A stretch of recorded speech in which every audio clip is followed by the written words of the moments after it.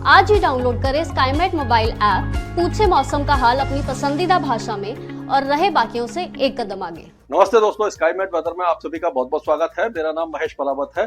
आज 24 फरवरी हो गई है और अब आगे मौसम कैसा रहेगा अगले 5 से 7 दिनों के दौरान, पूरे एक हफ्ते की बात करेंगे और पूरे भारत में मौसम बदलने वाला है। ऐसा लग रहा है कि काफी दिनों से जो उत्तर भारत में बारिश की गतिविधियां देखने को नहीं मिली है, पूर्वी भारत में बारिश हो रही है और गंगे पश्चिम बंगाल में, उड़ीसा और उप हिमालय पश्चिम बंगाल, उड़ीसा और झारखंड के कुछ इलाकों में ओलावृष्टि भी देखने को मिली है पिछले 24 घंटों के दौरान। अब वेस्टर्न डिस्टर्बेंस जो है वो एक तो पहाड़ों पर जो था वो निकल गया है, दूसरा पहुंचने वाला है।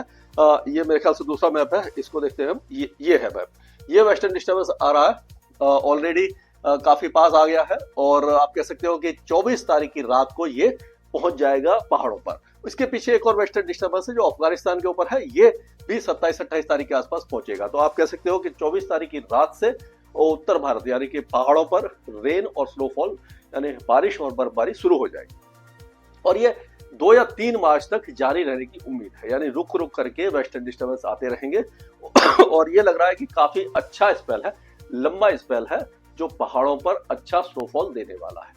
इन वेस्टर्न डिस्टर्बेंसेस का असर प्रेरित चक्रवाती हवाओं के क्षेत्र के रूप में सेंट्रल पाकिस्तान, पंजाब और हरियाणा और उत्तरी राजस्थान पर भी दिखाई देने वाला है। इन इलाकों में भी बारिश की गतिविधियां होंगी। पूर्वोत्तर राज्यों में एक साइक्लोनिक सर्कुलेशन है, इसका असर भी दिखाई देगा और मध्य भारत में एक एंटी साइक्लोन है। तो यहाँ पर अभी फिलहाल वेदर साफ रहने की संभावना नजर आ रही है। अब नजर डालते हैं कि कैसा तापमान रहा है। तो अगर हम देखें तो पिछले 24 घंटों के दौरान हमने देखा कि ये टेम्परेचर गिरे हैं कई इलाकों में और पूर्वी भारत में गिरे हैं और उत्तर पश्चिमी भारत में थोड़े से बड़े हैं क्योंकि वेस्टर्न डिस्टर्बेंस अप्रोच कर रहा है और ये बारिश की गतिविधियां जो है वो पूर्वी भारत में ही दिखाई दी है। अब अगर सैटेलाइट पिक्चर देखें तो यहाँ पर भी आप देखेंगे बादल आना शुरू हो गए हैं। पूर्वोत्तर भारत में बादल है, ईरान, अफगानिस्तान और उत्तरी पाकिस्तान में बादल है। अब ये धीरे धीरे आगे की तरफ आना शुरू हो जाएंगे। अब ये आज की रेनफॉल के बारे में बात करते हैं। तो अब जो बारिश की गतिविधियां हैं वो एक बार फिर जो गंगे पश्चिम बंगाल, बिहार, झारखंड, उड़ीसा में थी वो लगभग समाप्त हो जाएंगी क्योंकि जो साइक्लोनिक सर्कुलेशन है यहाँ पर पहुंच गया है, उत्तरी यानी कि पूर्वी असम के ऊपर है और अरुणाचल प्रदेश में अच्छी बारिश और स्नोफॉल होगा।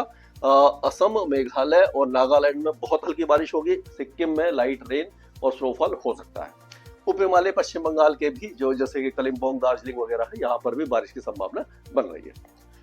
अब अगर पहाड़ों की बात करें तो देखिए वेस्टर्न डिस्टर्बेंस अभी पीछे दिखाई दे रहा है क्योंकि ये आज का जो है आप कह सकते हो कि यहाँ वेस्टर्न डिस्टर्बेंस पीछे आ रहा है, लेकिन धीरे धीरे ये आगे आना शुरू हो जाएगा और आज रात तक हम ये कल जो है ये आप देखेंगे कि पूरा जो अफगानिस्तान का इलाका है, ईरान का इलाका है, उत्तरी पाकिस्तान है और गिलगिट बाल्टिस्तान, मुजफ्फराबाद, लद्दाख, जम्मू कश्मीर और हिमाचल प्रदेश, यहाँ पर जो स्नोफॉल है काफी अच्छा शुरू हो जाएगा और बारिश भी कई इलाकों में दिखाई देगी। उत्तराखंड के जो हिमाचल से सटे हुए इलाके हैं वहां पर बारिश की गतिविधियां होंगी। पूर्वोत्तर राज्यों में बारिश कम हो जाएगी और एक और यानी वेदर सिस्टम बनेगा जो cyclonic circulation south east bay of Bengal में बनेगा। उसके कारण अंडमान और निकोबार द्वीप समूह में अब 25 तारीख से आप कह सकते हो कि भारी बारिश शुरू हो जाएगी कई इलाकों में। पोर्ट ब्लेयर, हैवलॉक, नील, कार निकोबार, जितने भी इलाके हैं यहाँ पर काफी अच्छा वेदर देखने को मिलेगा। रेन और ठंडा शावर और तेज हवाएं भी चल सकती है। तो यहाँ पर जो वाटर स्पोर्ट्स एक्टिविटी होती है जो टूरिस्ट वगैरह को आकर्षित करती है वो कुछ दिनों के लिए थोड़ा सा इसमें व्यवधान पड़ेगा, लेकिन मौसम अच्छा हो जाएगा। और उसी तरह से साउथ तमिलनाडु, साउथ केरल, इस इलाके में भी हल्की वेदर एक्टिविटी आपको दिखाई देने वाली है। माफ कीजिएगा, ये थोड़ा सा ये जो मौसम बदल रहा है उसके कारण मेरा गला थोड़ा सा खराब है। अब ये 26 तारीख की अगर हम बात करते हैं तो 26 और 27 तारीख के आसपास आप देखेंगे उत्तराखंड के भी कई इलाके बारिश देखना शुरू कर देंगे। पाकिस्तान में बारिश की गतिविधियां नीचे आ जाएंगी, लेकिन सिंध और साउथ बलूचिस्तान में बारिश नहीं होगी। अब क्या होगा कि जो पंजाब, हरियाणा और दिल्ली के आसपास भी कुछ वेदर एक्टिविटी आपको दिखाई देगी। उत्तर पश्चिमी उत्तर प्रदेश में भी मौसमी गतिविधि दिखाई देने लग जाएगी और जो पंजाब के इलाके हैं आप कह सकते हो कि गंगानगर, हनुमानगढ़, चुरू, ये जो इलाके हैं यहाँ पर भी बारिश की गतिविधियां थोड़ा सा दिखाई देने लग जाएंगी।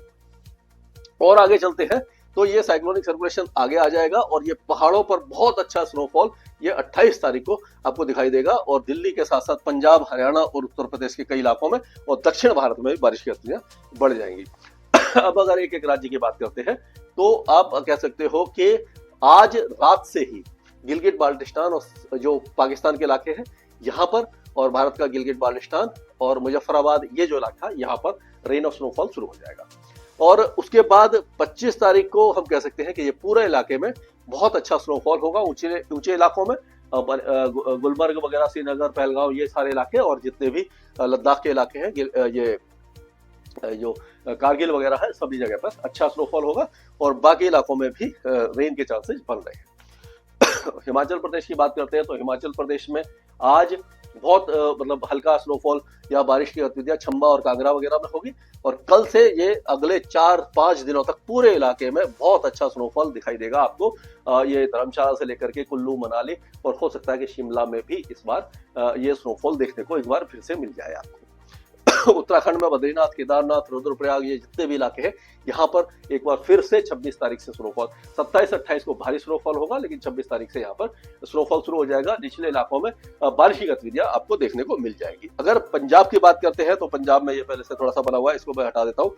तो ये अगर हम पंजाब की बात करें तो पंजाब के जितने भी इलाके हैं यहाँ पर आप कह सकते हो कि बारिश की गतिविधियां अभी फिलहाल तो नहीं रहेगी लेकिन उत्तरी इलाकों में पठानकोट, गुरदासपुर, अमृतसर, होशियारपुर, कपूरथला, जलंधर और पटियाला वगैरह, लुधियाना, इन इलाकों में आपको 27 तारीख से बारिश की गतिविधियां शुरू होंगी और कई इलाकों में आपको दिखाई देगी। ये लगातार बारिश की गतिविधियां रुक रुक करके होती रहेंगी। 1-2 स्थानों पर ओले भी गिर सकते हैं और जो निचले इलाके हैं यहाँ पर भी आप कह सकते हो कि 27-28 से 2 मार्च के बीच में पूरे पंजाब में बारिश की संभावना बन रही है।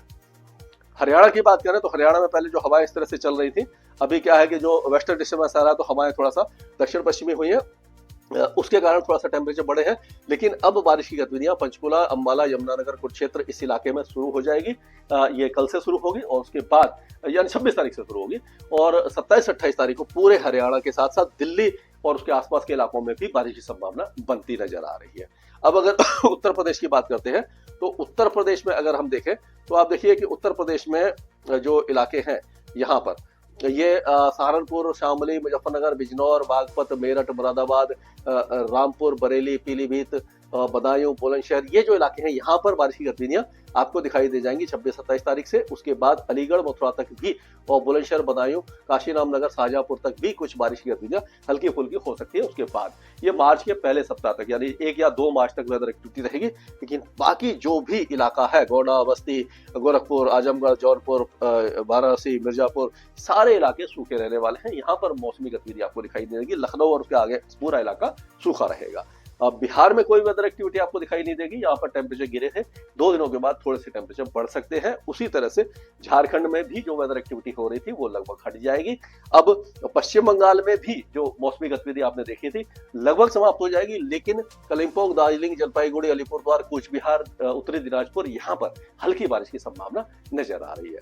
अब अगर हम सिक्किम की बात करें तो सिक्किम में रुक रुक करके बारिश और बर्फबारी होती रहेगी। अरुणाचल प्रदेश के दिबांग वैली वगैरह में भी कुछ वेदर एक्टिविटी होती रहेगी और पूर्वी असम में हल्की फुल्की बौछारें आपको दिखाई देगी। बाकी पूर्वोत्तर राज्यों में मौसम एक बार फिर से सूख जाएगा। और अगर राजस्थान की बात करते हैं तो राजस्थान में ऐसा लग रहा है कि गंगानगर, हनुमानगढ़, बीकानेर, चुरू, ये जो इलाके हैं ये इनमें हो सकती है कि 26 तारीख से कुछ वेदर एक्टिविटी हो और रुक रुक करके इसी इलाके में मौसमी गतिविधि होगी। लेकिन जैसलमेर, जोधपुर, बाड़मेर, जालौर, सिरोही, पाली, कोटा संभाग, चित्तौड़गढ़, उदयपुर, ये सारे इलाके, टोंक वगैरह, ये सूखे रहेंगे। बारिश की गतिविधियां केवल उत्तरी इलाकों में रहेगी। हो सकता है उसके बाद झुंझुनू, अलवर और भरतपुर में भी हल्की फुल्की बौछारें आपको 27-28 तारीख को दिखाई दे जाए। लेकिन जो दक्षिणी इलाके हैं वो लगभग सूखे रहेंगे। मध्य प्रदेश में भी कोई वेदर एक्टिविटी की संभावना नहीं है। मौसम धीरे धीरे गर्म होने लग जाएगा। यहाँ पर सर्दी लगभग विदा हो चुकी है। उसी तरह से छत्तीसगढ़ में अब वेदर एक्टिविटी नहीं है। उड़ीसा में भी जो मौसमी गतिविधि हो रही थी, ओले वगैरह गिरे थे, वो भी लगभग अब समाप्त होने वाले हैं। मौसम साफ हो जाएगा।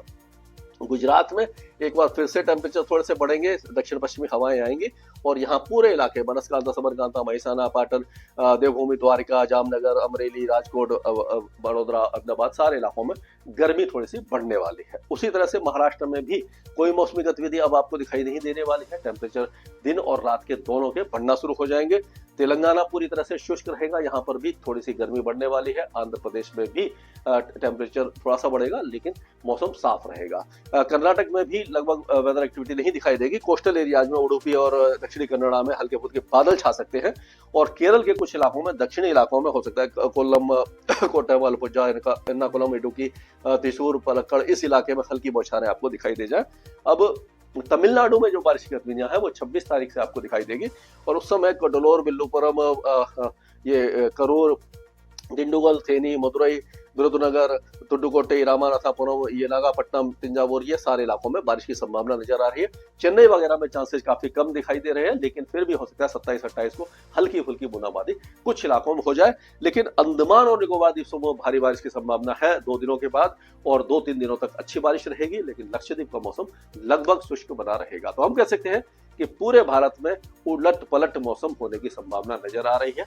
वो उत्तर भारत में एक बार फिर से वेदर एक्टिविटी होगी। हो सकता है कि पंजाब और हरियाणा के कुछ इलाकों में फिर से ओले गिर जाए। स्काईमेट वेदर में अभी के लिए मौसम से जुड़ी सटीक जानकारी और खबरों के लिए हमारे YouTube चैनल को सब्सक्राइब करें और बेल आइकन दबाकर हर खबर पर रखें नजर।